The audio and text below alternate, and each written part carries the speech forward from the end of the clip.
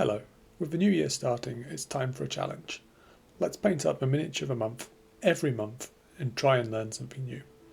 This month's miniature of the month is the Fellgor Ravager, part of Killteam. The inspiration of these bases also comes from Killteam. This is a base style done by Rodrigo Akore, and I wanted to figure out how he did the bases. And well, this is the fourth in this style, and I think I've gotten it down, but as you'll see as we go along, there are definitely issues I need to address.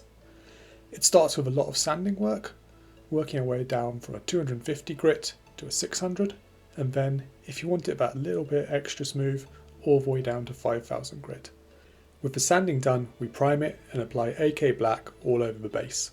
This gives us a reset point should we require it without having to respray the whole thing.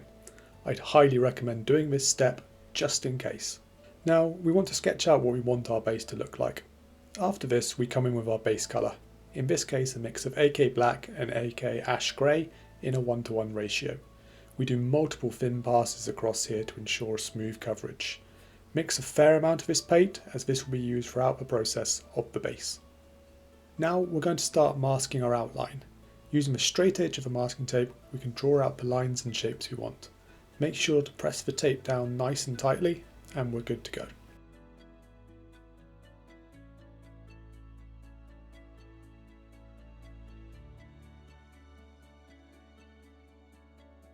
With the masking tape in place, we then first cover with the base coat, and then we come in with the actual colour we want the area to be. This process is repeated throughout making the bases. At this stage here, just watch and take it in before giving it a try later on. For this lighter line, I'm using a mix of ash grey and white in a 1:1 ratio again. Once the paint is dry, we can remove the masking tape and we are left with a crisp line.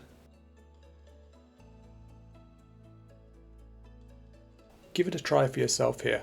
Try and push it a bit for your first one by making it a broken line. You don't have to follow where I'm putting it here, just put it where you feel's right. Now it's time to add the chevrons I want. These are where I had a bit of an issue. I felt like it was good to leave the issue in to show you that sometimes mistakes happen, but they can always just be corrected later. What happens here is I try and use the same stencil too much, it loses its adhesion and I just can't line it up properly. From here, we repeat the process, putting our base in, and then we come in with the colour we want it to be.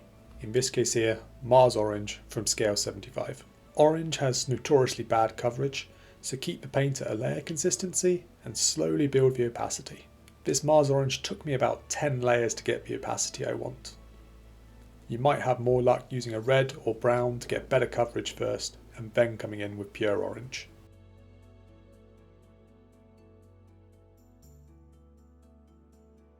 As you can see, the first one comes out really nicely.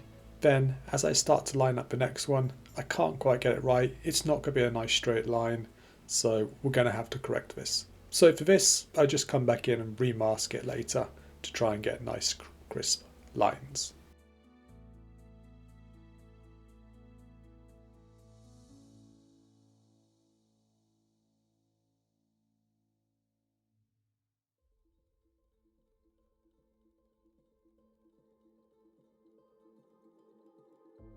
As you can see, when we come in with it later and recorrect it, it's much better, it's much smoother, and we're much happier with it. So, I've shown you the basic process now, as well as a bit more advanced with tape at different angles. Mask out the rest of the base you want to do on your design before we continue, and come back later and we'll chip it all up together.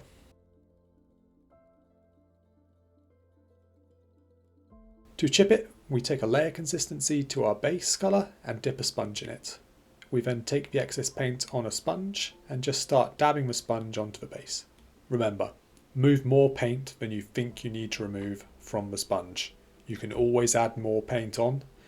Once the sponge work is done, we might want to come back in and add different types of weathering to the floor. It's a ship's hangar, so there might be drag marks of stuff across the floor, so we'll add some of them.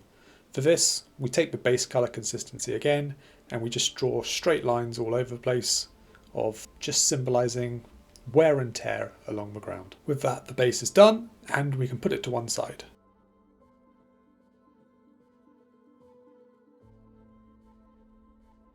Only to then pick it back up again because all bases should be rimmed.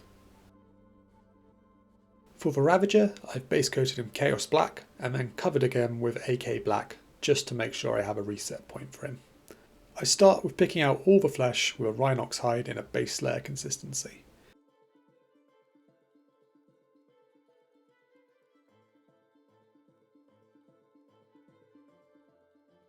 Once that's done, we can then move on to the next colour, a catachan flesh, focusing on the upper parts of the muscles, but where the light would catch. This colour was very subtle and I think you could probably get away without using this step, but it was nice to have in there, so I've left it. From there, we mix catachan flesh with knight-questor flesh and pick up slightly smaller areas again, working our way around the model, focusing on areas that the light would hit.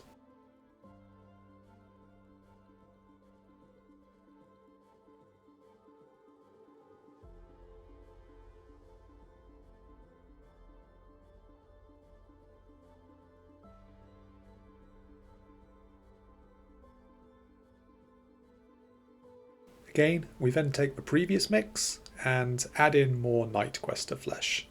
Again, we go around the model and pick out the smaller areas again.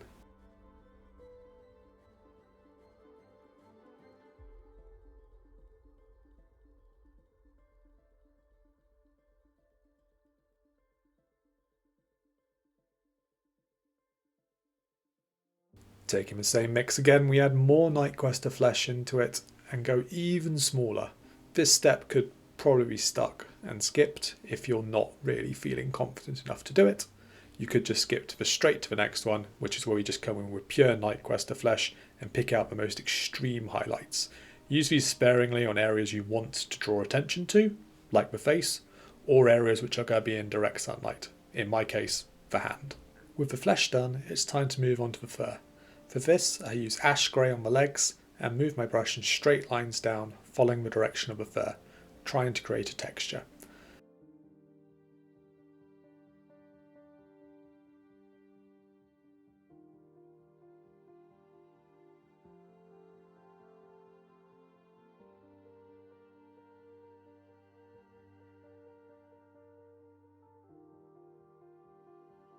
I want the beard to be white, so I decided that in this case here I'm going to base coat it with the ash grey and work my way up in the highlights from there.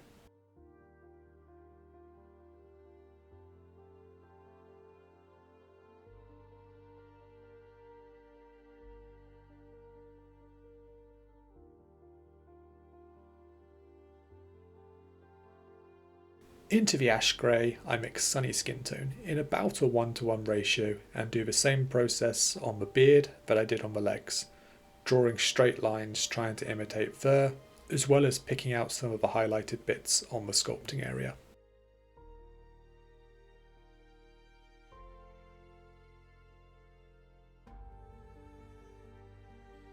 Taking the previous mix again, I mix in more sunny skin tone and I focus on even smaller areas that would just be in direct sunlight again, trying to add just another layer.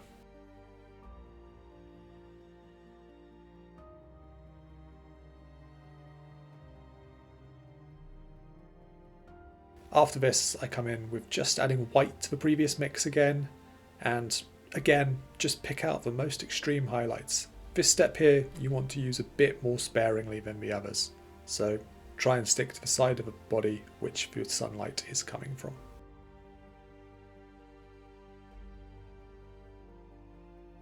With the fur done, it's time to move on to the cloth. For this, I start with a mix of Akore and rhinox hide in about a 2:1 ratio and cover everything using multiple passes.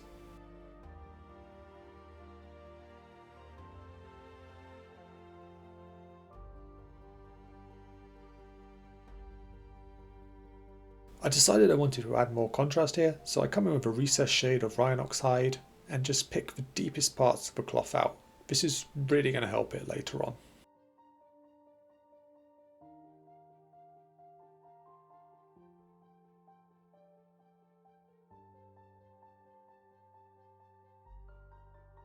I then come in with pure Ico and start to highlight up the cloth, focusing on the top of the folds.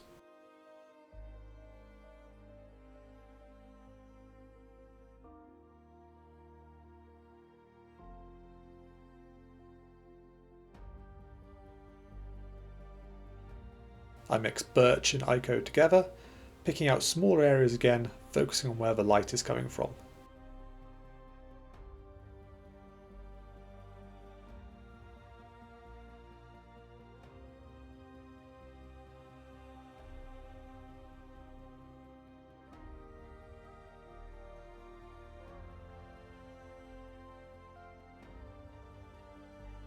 After this, I then finish off with pure birch on the most extreme highlights and edges to make it pop more. I also base the eye at this time, as it's going to act as a nice colour for the orange which is going to come on top of it.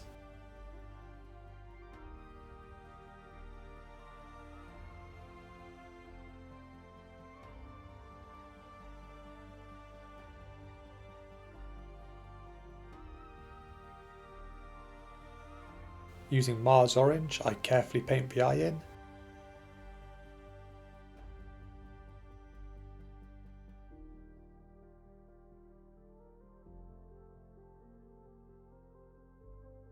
I now do a bit of tidying up on the face as I realise I didn't paint the nose in, so I pick the top of the nose out with ash grey. It's now time to move on to the leather. For this I want to imitate the GW style and just use a black sort of reddy leather. So I come in with black red from AK and base coat the entirety of the leather.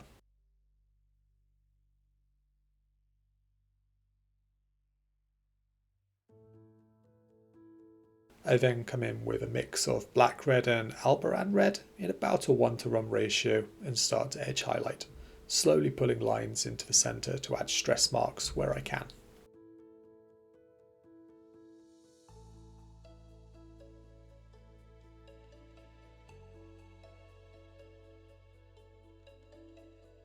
I felt the contrast wasn't going to be great here, so I added recessed shade of black to the leather, focusing on the deepest parts of the model.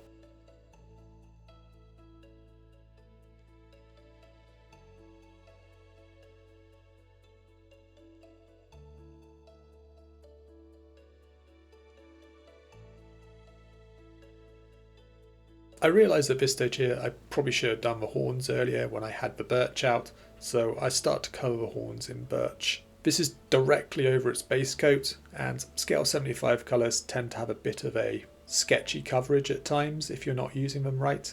So I decided to take advantage of this and just slowly build it up, kind of like a glaze, but it's not a glaze.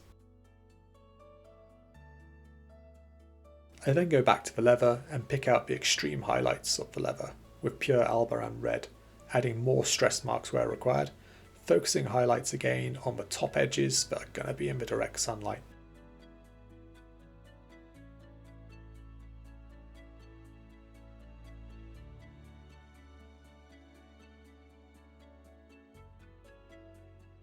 All the metal parts get a base coat of gunmetal, and then we come in with stromhost silver and start to place highlights. The great thing about metal is we really don't have to be neat with it, we don't have to cover all of it, we can just go in there. It's going to add to the look and just make it appear like it's more 3D, it's more textured than it actually is.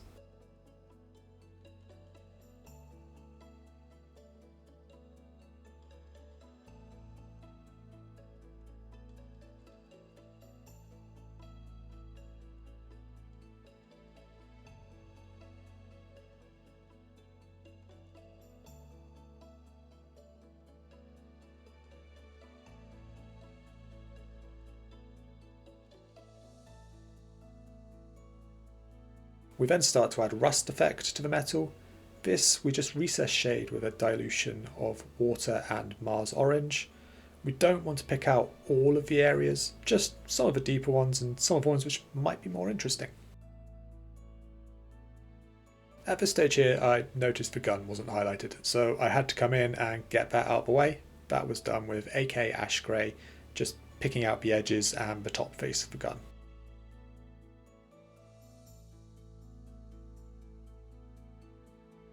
I cover the cloth on the gun and the barbed wire on the stick with dark green from AK.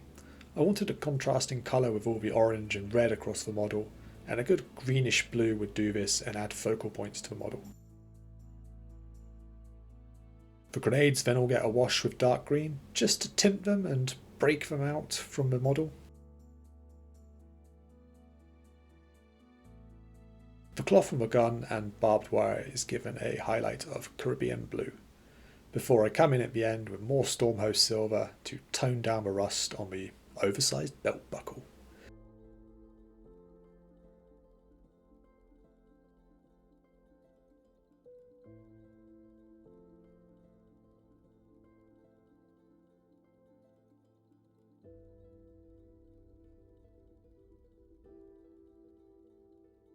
And with that, the model is done. Time to glue it onto the base and take some glamour shots. This was probably my longest time painting on camera. I don't really know how to do it. I struggled a lot with focusing and everything, but I feel like what's come out of this is coherent and seems like it's going to work quite well. As this series progresses, I hope that towards the end of the year we'll start moving on to far more complex things, like trying to learn how to glaze and do all that. Anyway, I hope you found this fun. If there's anything you'd quite like to see in this to help me improve, or anything you'd like to see me do in the next one, please let me know in the comments below. If you can drop the video a like and subscribe, it would be greatly appreciated. And hopefully I'll see you next month for the next miniature of the month. What do you think it's going to be?